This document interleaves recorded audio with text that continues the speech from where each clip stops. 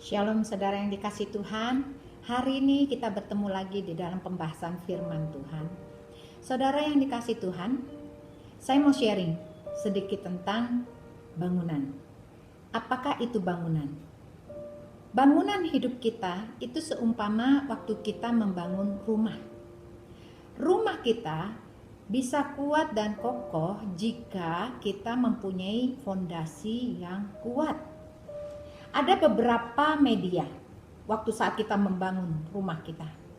Medianya itu bisa berupa mungkin tanah biasa, atau tanah berlumpur, tanah berpasir, atau media untuk bangunan rumah kita itu terdiri dari batu karang. Kalau bangunan itu terdiri dari batu karang, kemudian kita membuat fondasi di dalamnya, maka yang terjadi adalah rumah tersebut akan sangat kuat dan kokoh. Mengapa? Karena batu karang itu adalah tempat yang paling keras yang tidak bisa tergoyahkan atau tergoncangkan. Kalau tanah, mungkin saat itu tanahnya retak, kemudian bangunan itu akan pecah. Seperti terjadi gempa bumi. Kalau tanah itu mengandung pasir, lebih celaka lagi bahwa bangunan tersebut akan roboh dan kemudian tersapu badai, angin, ombak atau banjir dan semuanya, maka bangunan tersebut akan rubuh. Saudara yang dikasih Tuhan, hidup kita adalah bagaikan sebuah bangunan. Nah, bangunan apakah yang akan kita bangun di atas dasarnya? Nah, waktu kita memilih dasar daripada bangunan kita, kita harus memilih yang dasarnya yang paling kuat, yang tidak tergoncangkan, yang tidak tergoyahkan, walaupun juga pada saat gempa bumi sekalipun. Itu adalah jaminan supaya bangunan rumah kita ini tetap kuat dan kokoh, tidak tergoncangkan. Tahukah saudara bahwa dasar bangunan rumah kita itu adalah Kristus Yesus. Pada saat kita memberikan hidup kita kepada Tuhan, disitulah dasar hidup kita sudah mulai tertanam di dalamnya. Pada saat kita terima Yesus sebagai Tuhan dan Juru Selamat, disitulah fondasi kita mulai dipancangkan di situ. Lalu kemudian bangunan yang di atasnya adalah pada saat kita yang merangkai rumah kita sendiri. Rangkaian rumah kita itu bisa terdiri dari 3 macam, yaitu bisa membuat rumah yang terbuat dari emas. Kenapa? Kok mahal banget ya ada rumah terbuat dari emas. Tahukah saudara yang dikasihi Tuhan, bahwa emas itu adalah logam mulia. Logam yang paling murni yang harus dipanaskan di atas 1000 derajat. Maka dia akan menjadi sangat murni dan mudah dibentuk. Dia akan bisa dibentuk dengan sangat indahnya, sesuai dengan kemauan dari perancang rumah tersebut. Lalu hal yang kedua, yaitu kita membangun rumah kita dengan bahan perak. Apakah itu perak? Ternyata perak itu juga adalah logam transisi kedua yang nilainya di bawah emas. Logam ini juga bernilai cash, tetapi logam mulia yang tadi saya katakan 24 karat itu nilainya luar biasa, sangat cepat karena dianggap seperti uang tunai.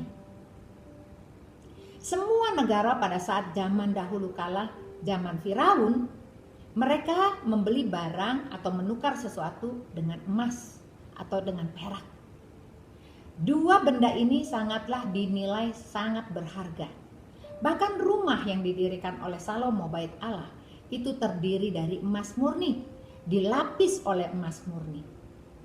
Dan pada saat zaman Nebukadnezar, itu semua emas-emasnya itu dikupas kemudian dibawa ke Babelonia.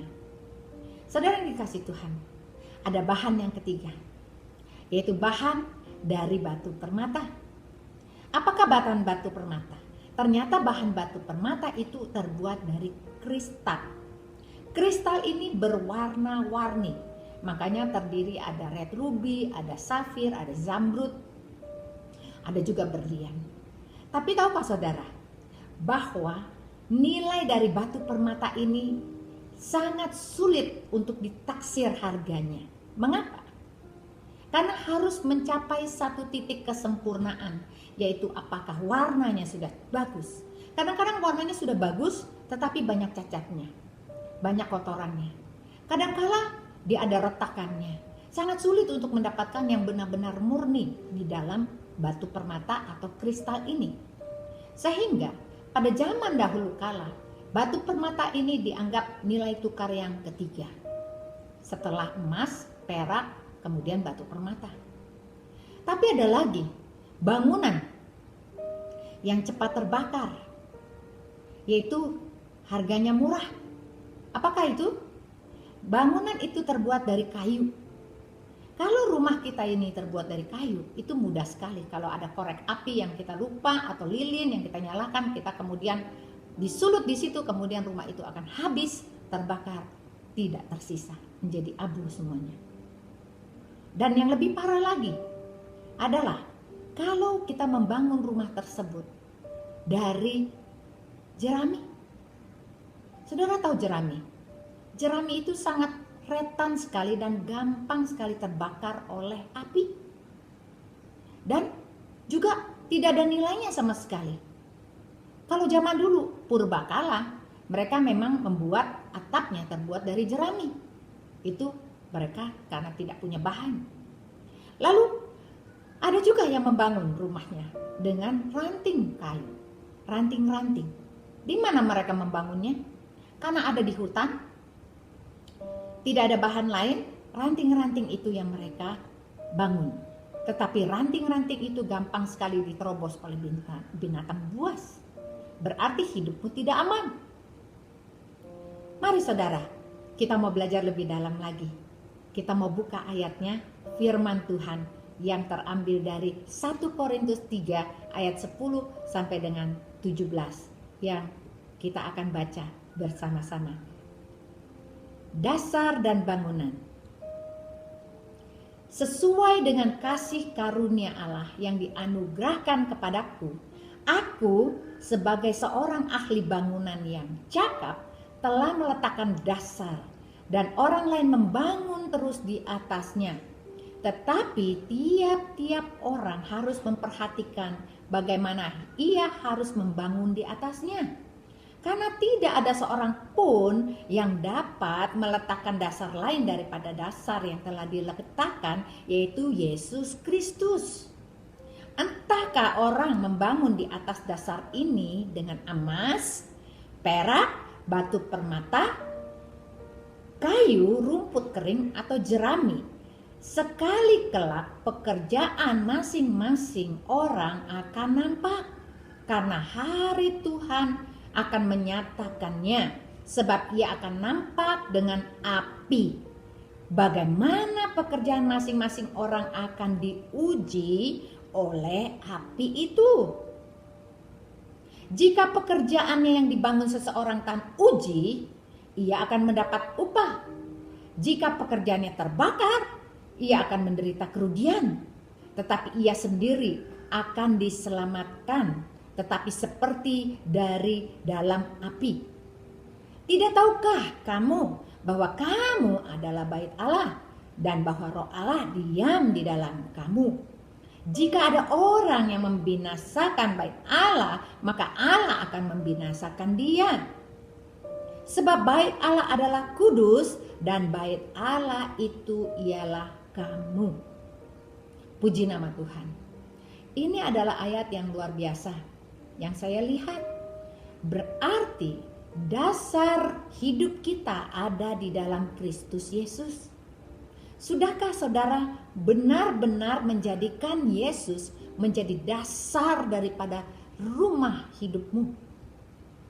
Sehingga bangunan yang engkau bangun di atasnya itu menjadi bangunan yang kokoh. Tidak ada dasar lain yang bisa kita letakkan selain daripada Yesus Kristus. Berarti saudara, pada saat kita terima Yesus, kita sudah mempunyai satu dasar untuk bangunan rumah kita. Bagaimana kita membangunnya? Apa itu yang dianggap dengan emas? Bahwa kita membangun rumah hidup kita dengan emas. Emas adalah persembahan daripada orang Majus yang diberikan kepada Tuhan Yesus pada saat Tuhan Yesus itu lahir. Dan itu menjadi persembahan yang murni daripada penghormatan kepada Tuhan. Tahukah saudara yang dikasih Tuhan bahwa hidup pada saat kita membangun dengan emas berarti kita mempersembahkan yang terbaik dari hidup kita buat Tuhan Yesus. Emas disebut dengan logam mulia. Berarti kehidupanmu dan kehidupanku harus mulia di hadapan Tuhan. Emas juga dihasilkan karena dipanaskan di api yang paling panas antara 1000 derajat sampai dengan 2000 derajat. Berarti hidupmu dan hidupku harus memasuki sebuah proses. Proses kehidupan yang kita hadapi di dalam hidup ini banyak pencobaan-pencobaan. Tetapi kita harus tahan uji. Kita harus tahan api. Karena Tuhan mengatakan, pencobaan-pencobaan yang kau alami adalah pencobaan-pencobaan biasa. Karena pada saat engkau mengalaminya, Tuhan akan memberikan engkau kekuatan. Oleh karena itu jangan undur daripada Tuhan pada saat engkau memasuki sebuah situasi yang sulit masuk di dalam pencobaan dan engkau dibakar di dalam api. Api itu akan memurnikan engkau. Engkau akan dipisahkan. Yang selama ini masih ada di dalammu dosa-dosa kecil, dosa-dosa yang masih mengikat engkau, semua akan disaring. Semua akan dibersihkan. Semua akan ditampi oleh Tuhan sehingga engkau menjadi murni. Bersediakah engkau untuk dimurnikan oleh Tuhan? Itu adalah pilihan kita. Banyak orang tidak mau dimurnikan oleh Tuhan. Mereka menyerah. Bahkan mereka mencari pertolongan kepada pihak-pihak lain. Mereka mencari takun, pendeta dukun. Saudara tidak tahan uji karena pada saat itu engkau mengatakan, aku tidak kuat, aku tidak cocok lagi sama dia. Aku mau menyudahi perkawinan ini karena perkawinan ini sudah sangat jelek dan bobrok dan aku tidak mau lagi. Saudara sudah mulai masuk di dalam sesuatu keputusan sehingga saudara bukan lagi emas murni. Engkau dicemari oleh banyak hal dalam hidupmu di mana engkau tidak mau menyerahkan hal-hal yang tadi yang saya katakan bahwa engkau sedang ditampi untuk dibersihkan oleh Tuhan sehingga engkau bisa berserah total di dalam segala pencobaan-pencobaan yang engkau alami. Saudara yang dikasih Tuhan, apa yang dimaksud dengan kita membangun dengan perak? Perak itu adalah nilainya hampir sama dengan emas, tapi tidak semurni atau tidak semahal dengan emas, tetapi dia masih dianggap dengan logam yang mempunyai suatu nilai cash. Saudara yang sekalian dikasih Tuhan, apakah hidupmu dibangun di atas dasar Kristus tetapi engkau membawa dan membangunnya dengan bahan perak? Membawa bangunan dalam perak adalah pada saat engkau juga mempersembahkan hidupmu untuk melayani Tuhan. Pada saat engkau mempersembahkan hidupmu sungguh-sungguh kepada Tuhan, tetapi apa yang kau lakukan, engkau tidak total seseluruhnya yang kau berikan kepada Tuhan. Berbeda dengan emas. Emas itu adalah persembahan yang harum di hadapan Tuhan, yang terbaik. Mungkin masih ada sesuatu dosa yang engkau tidak ingin lepaskan atau engkau kurang setia.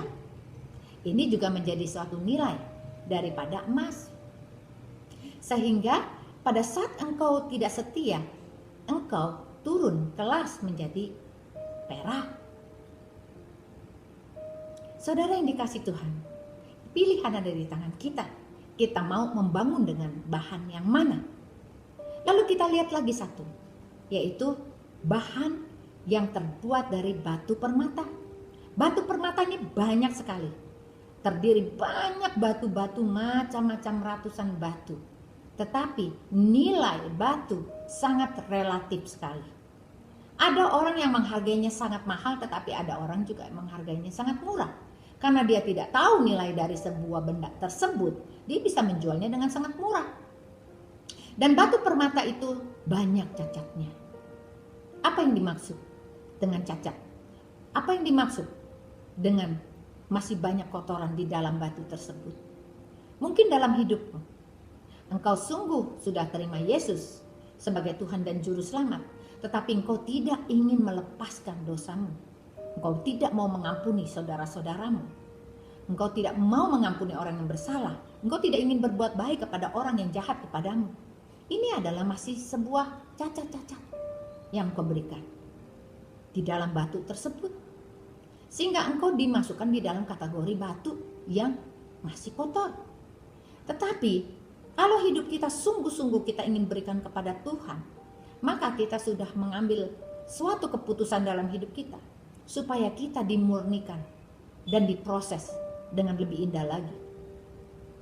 Lalu Tuhan Yesus juga mengatakan bahwa kadang-kadang ada orang yang membangun di atas dasar Kristus ini dengan kayu. Kayu itu sangat rentan dengan api yang tadi saya katakan. Dan dia gampang roboh karena fondasinya tidak kuat. Saudara yang dikasih Tuhan, kita harus membenahi hidup kita. Jangan kita pakai kayu untuk membangun hidup kita. Berarti engkau sangat rapuh. Engkau lebih lagi mungkin engkau pergi ke gereja, tetapi engkau tidak mau berbuat lebih banyak buat Tuhan. Bahkan engkau lari dari proses. Engkau tidak ingin beri yang terbaik. Engkau tidak ingin beri perpuluhan. Engkau tidak juga ingin memberikan persembahan, pengucapan syukur, dan sebagainya. Itu adalah karena engkau membangunnya dengan perhitungan dan engkau membangunnya dengan bahan murah, yaitu kayu. Lalu apa yang dimaksud dengan membangun dengan ranting? Ini lebih parah, bahwa engkau sangat-sangat tidak setia. Engkau seperti orang Kristen yang mempunyai dasar Kristus, tetapi engkau pada saat kehidupan kekristenanmu, engkau seperti kapal selam, engkau bisa timbul dan tenggelam, tergantung dengan situasi dan mood. Pada saat engkau diberkati, engkau lupa sama Tuhan. Tapi pada saat engkau susah, engkau mencari wajah Tuhan. Itu adalah ranting-ranting yang gampang patah, yang gampang pada saat engkau membuat sebuah rumah itu gampang diserang oleh binatang buas. Lalu kemudian engkau membangun lagi rumahmu dengan jeramik, dindingnya dari jeramik, atapnya pun jeramik. Sama sekali tidak ada nilai, walaupun engkau mempunyai dasarnya Kristus. Apa yang kau berikan? Engkau tidak pernah berikan apa-apa.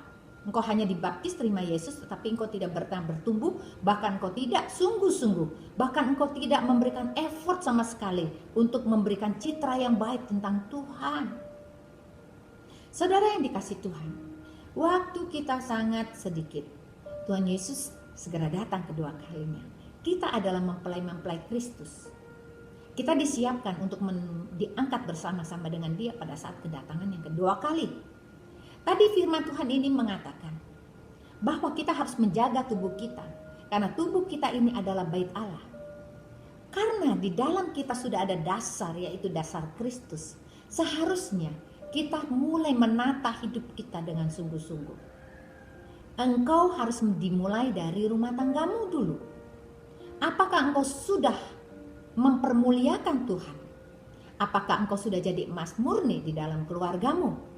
Sehingga anak-anakmu, suamimu, iparmu, mertuamu, orang tuamu melihat engkau mulia. Hatimu sangat mulia, engkau sangat polos hati dan murni hati pada saat memberikan pertolongan, pada saat engkau berdoa, pada saat engkau memberikan hidupmu untuk orang lain. Itulah yang dimaksud dengan emas. Dan engkau juga memperbaiki selalu hubunganmu dengan Yesus Kristus. Pada saat engkau bangun pagi, engkau mulai menyebut namanya. Pada saat siang hari, engkau terus ingin memancarkan kasih. Lalu malam hari, engkau kembali lagi mengucap syukur. Bukankah itu yang dikehendaki Tuhan? Sehingga apa yang Tuhan katakan bahwa Daud adalah orang yang dipilih Tuhan karena hatinya sangat murni. Demikian juga kita bisa menjadi Daud-Daud masa kini. Kita dipilih Tuhan, kita disayang Tuhan, kita dipakai Tuhan menjadi alat kudusnya, sehingga kita mempermuliakan Tuhan di dalam hidup kita. Hidup kita tidak akan pernah sama lagi, saudara yang dikasih Tuhan. Pasti engkau berbeda. Pancaran mukamu, ambience, atmosfer yang kau bawa, memberi kesenangan kepada orang-orang di sekitarmu. Mereka bisa merasakan ada kasih Kristus yang kita bawa, sehingga persembahan yang kita berikan kepada Tuhan setiap hari adalah persembahan yang mulia. Kita juga harus minta ampun atas dosa kita setiap hari, supaya kita selalu dimurnikan dan dikuduskan. Baju kita selalu putih, dan kita selalu harum di hadapan Tuhan. Saudara yang dikasih Tuhan, seperti tadi dikatakan bahwa hidup kita ada bahan-bahan yang berbeda yang kita ingin berikan sama Tuhan. Saudara adalah tipe yang mana? Saudara yang memilih. Saudara ingin jadi membangun rumah hidup saudara di hadapan Tuhan dengan emas, dengan perak, dengan batu permata, dengan kayu, dengan ranting, atau dengan jerami. Ini kehidupan yang berbeda. Tetapi semua ada harganya. Harga yang dibayar supaya kita hidup berkenan di hadapan Tuhan. Jangan lari daripada proses yang Tuhan berikan di dalam hidupmu. Pekerjaan kita semua akan diuji suatu hari kelak. Semua akan diuji oleh api. Nah, pada saat api itu menguji pekerjaan-pekerjaan kita, ada yang hangus, terbakar. Contoh yang terdiri dari kayu, dari ranting, dan dari jerami habis. Berarti orang-orang tersebut pada saat pekerjaannya itu dibakar, pada saat kedatangan Tuhan yang kedua kali dia menjadi hakim, kemana orang-orang tersebut? Orang-orang itu tidak boleh masuk ke dalam surga. Tempat mereka adalah api neraka. Sangat ironis, saudara yang dikasih Tuhan. Jangan memilih bahan bangunan rumahmu dari kayu, dari ranting, dan jerami. Kalau kita diuji dengan api Tuhan, kita mempunyai 3 pilihan, yaitu dari emas, dari perak, dan batu permata. Ini adalah bahan-bahan yang tahan api dan tetap ada, walaupun diuji di dalam api sekalipun tidak akan pernah habis. Bahkan ada yang setelah dimasukkan ke dalam api, dia akan lebih lagi bercahaya dan lebih bagus lagi warnanya. Saudara yang dikasih Tuhan, kita semua harus tahu bahwa kita adalah bait Allah dan roh Allah hidup di dalam kita. Kita adalah orang-orang yang beruntung. Kita adalah orang-orang percaya yang beruntung bahwa bait Allah kita, ini tubuh kita, dijadikan tempat tinggal Tuhan.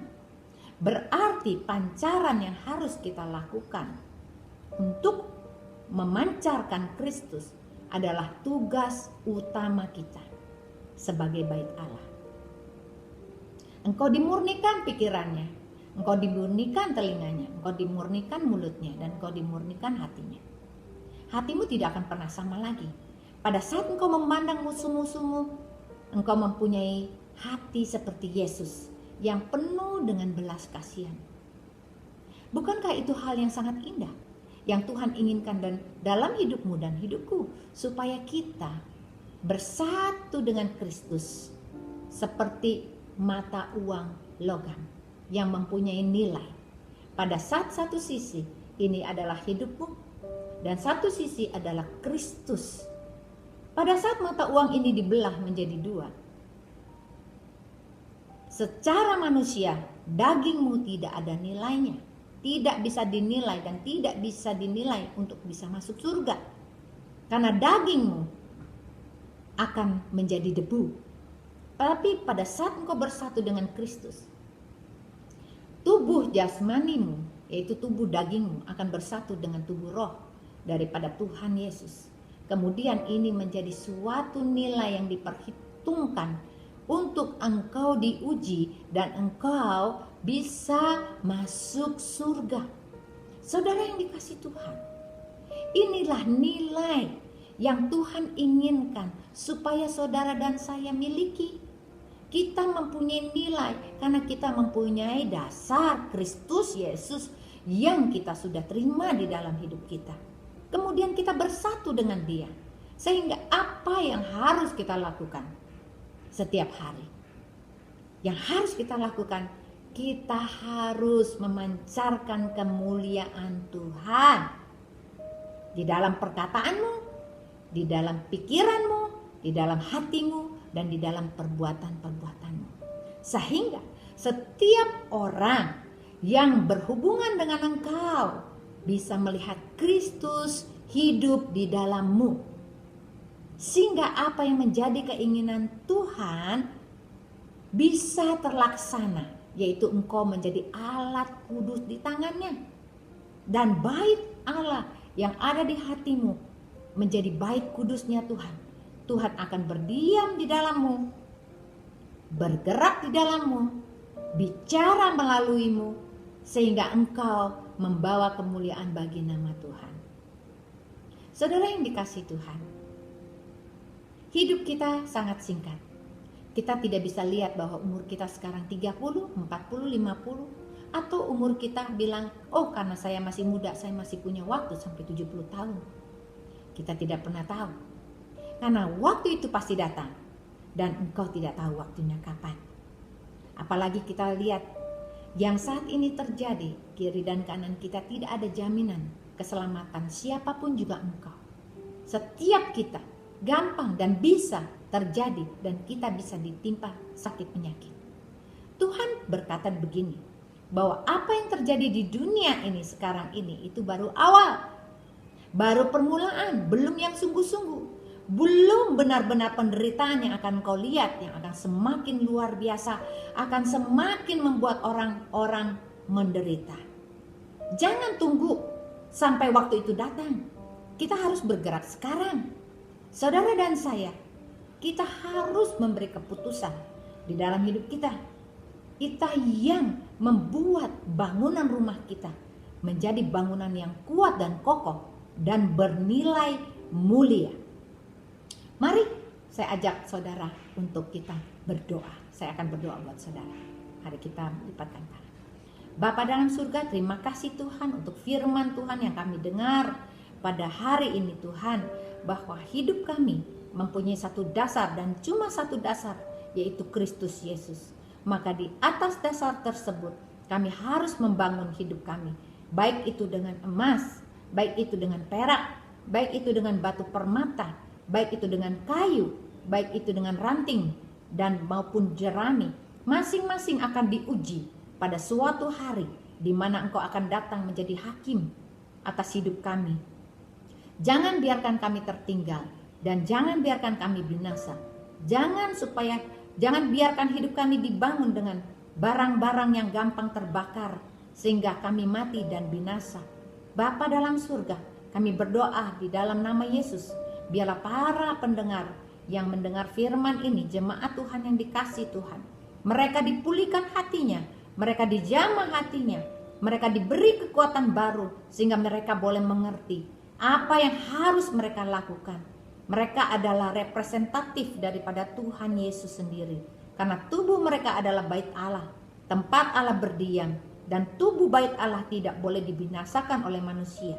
Karena barang siapa yang membinasakan tubuh bait Allah manusia, dia harus berhadapan dengan Engkau. Terima kasih untuk firman-Mu. Meteraikan dalam hidup kami. Rubahlah hidup kami menjadi kemuliaan bagi nama Tuhan. Terima kasih. Hanya di dalam nama Tuhan Yesus, kita semua yang percaya dan diberkati Tuhan, kita semua katakan amin. Amin saudara. Tuhan Yesus memberkati.